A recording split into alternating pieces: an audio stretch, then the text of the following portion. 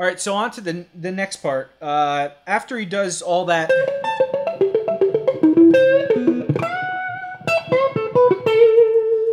he goes into this little pivoting thing, which is again just walking down your minor pentatonic scale,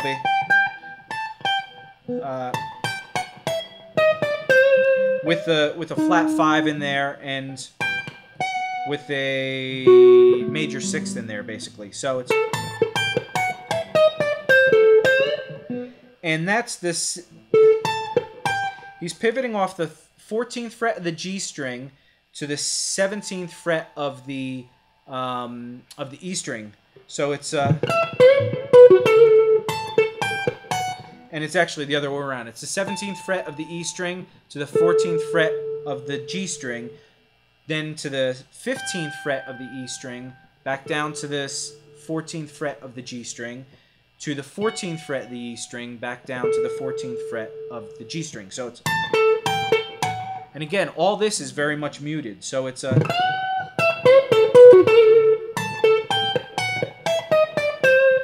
then he just walks down the scale from the 12th fret of the E string to 16th fret of the B string, 15th fret B string, to the 13th fret of the B string. So it's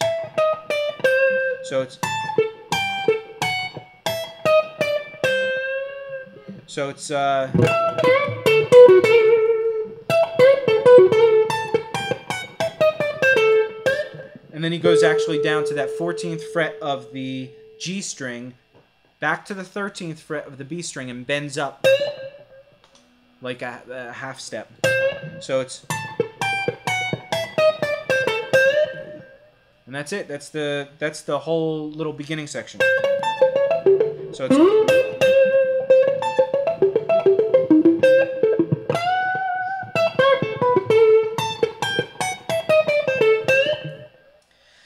then when he approaches the D chord, he starts doing 6th intervals,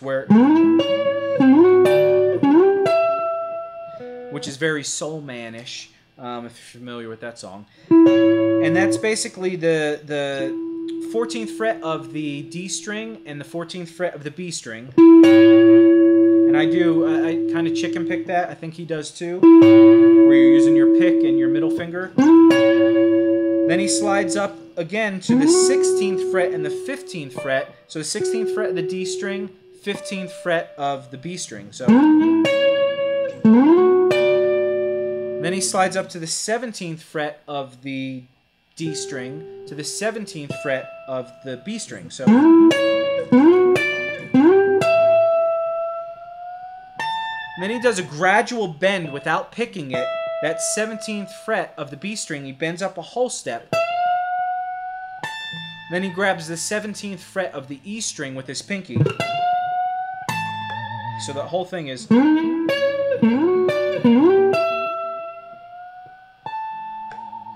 he barely picks that note, like it's kind of like a soft grace note kind of thing. But the reason why that note works, that's the 5th of the D chord, the A of the D7 chord.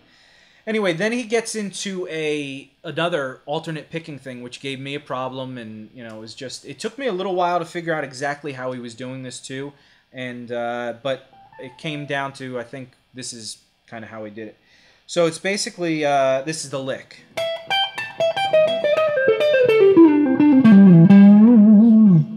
And that's basically just going right down the scale from the 12th fret of the E string, 15th fret of the E string, to the 17th fret of the E string. And he plays that with the 1st, 2nd, and pinky. Then he goes back down to the 12th fret to the 15th fret of the E string. So it's... Then he plays the 16th fret of the B string back to the 12th fret of the E string. So that whole thing is...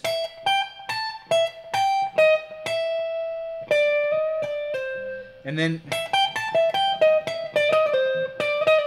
he plays the 15th fret of the B string, then he picks the 16th fret of the B string and pulls off from the 16 to the 15 to the 13 of the B string.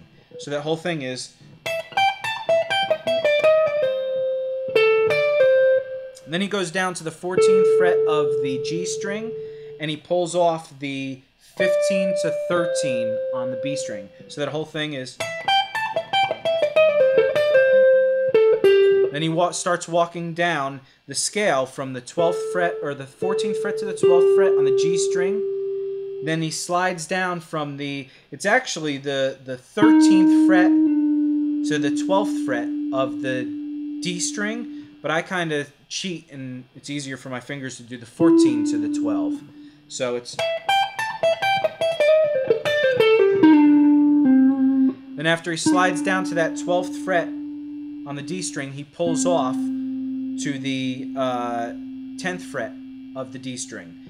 Then he plays that again, 12 to 10 on the D string, goes down to the A string, and plays 12, 10, slides down to the 7th fret, this is all on the A string, and then he plays that 10th fret and bends that up a whole step on the A string. Gives it a little vibrato and slides off. So that whole thing is.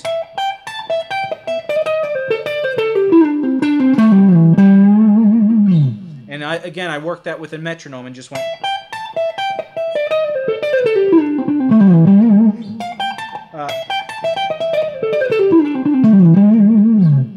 And it took a little time, and that the beginning of the phrase, it's not perfectly in time with like 16th notes or anything. The beginning of the phrase is very much.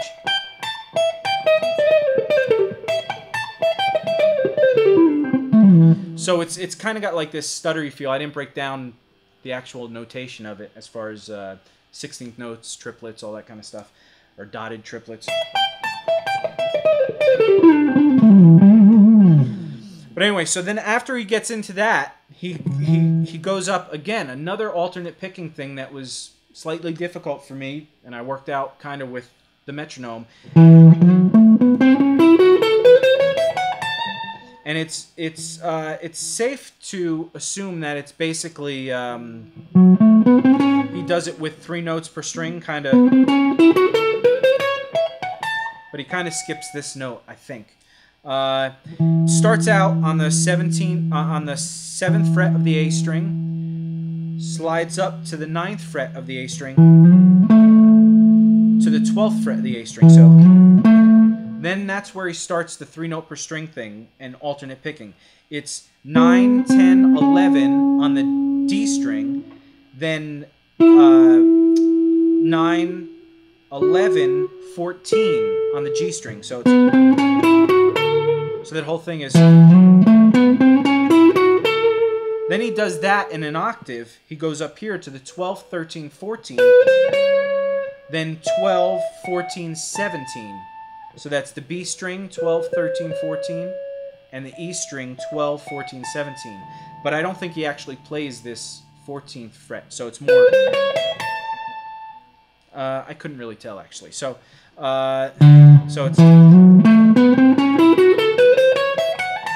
And again, I just worked that up with a metronome. And obviously, I didn't work it up well enough.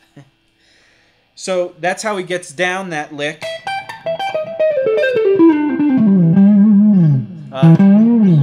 Then he goes back up. So after that picking run, which I think, again, he skips that 14th fret. So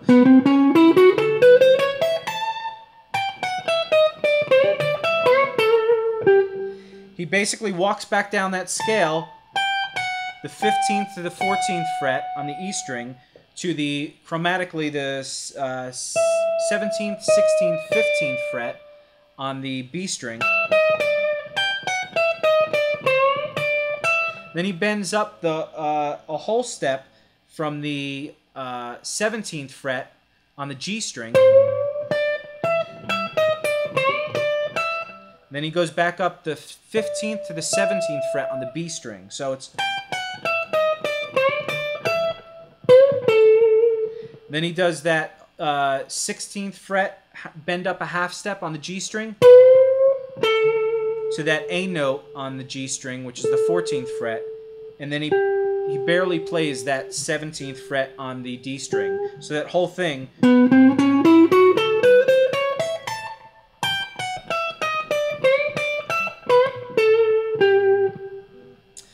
Then he plays that 16th fret again, he bends up and down a half step on the G string and goes back to that A note on the G string. So again, the whole thing.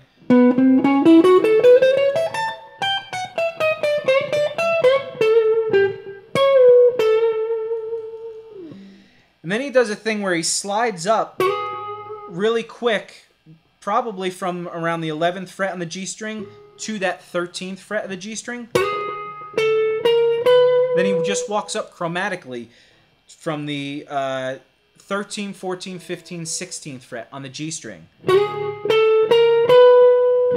And then he resolves down to that 14th fret on the D string. And the reason why that phrase kind of works is, again, he's when he chromatically walks up, he lands on the E note, which is the root of the E7, which is the 5 chord. Then the next part, he walks down,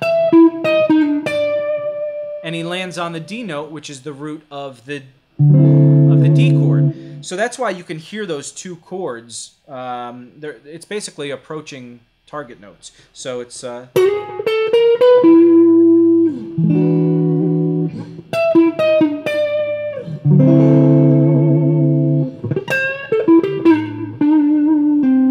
So after it walks down that phrase, it goes into a real typical blues phrase, which is bending that 13th fret up to the 14th fret, up a half step.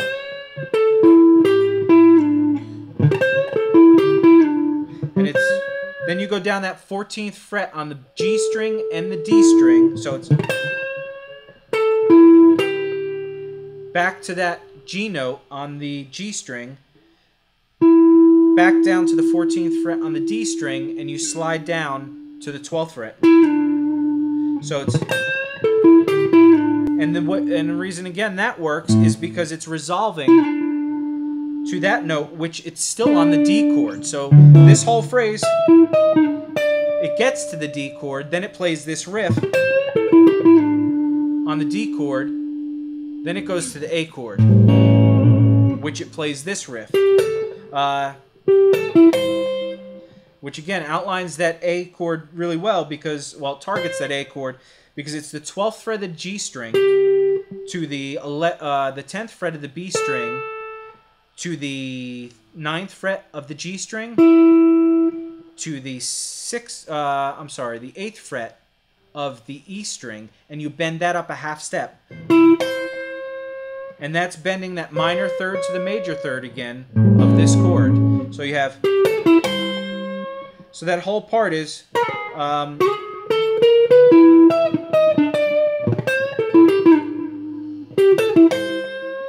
then he just slides off. And then he goes into this little part here where it's...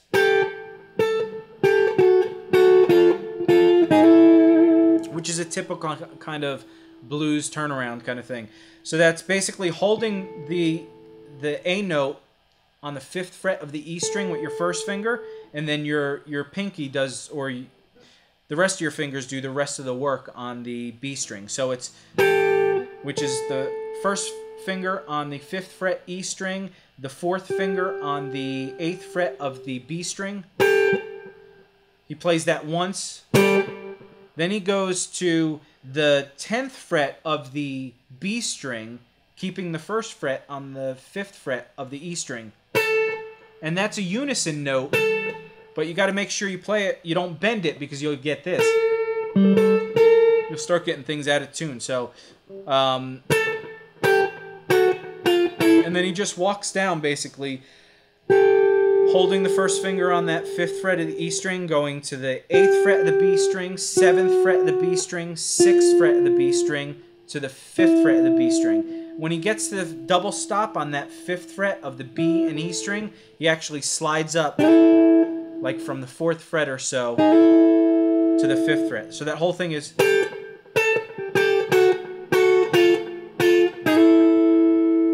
And that's it. And that's that whole riff.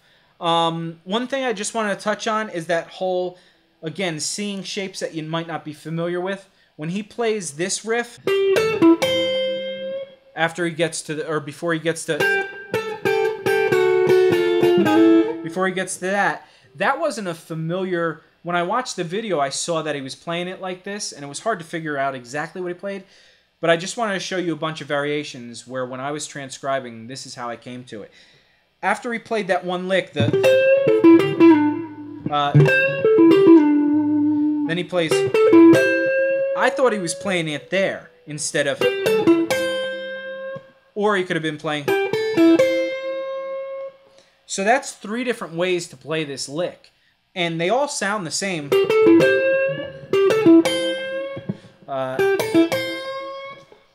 It's just 3 different ways to play it. And whatever way you're comfortable with is cool. In the video, like I said, when I really watched the video portion of it, he was definitely sticking around this area, so it made sense that this is what he was doing.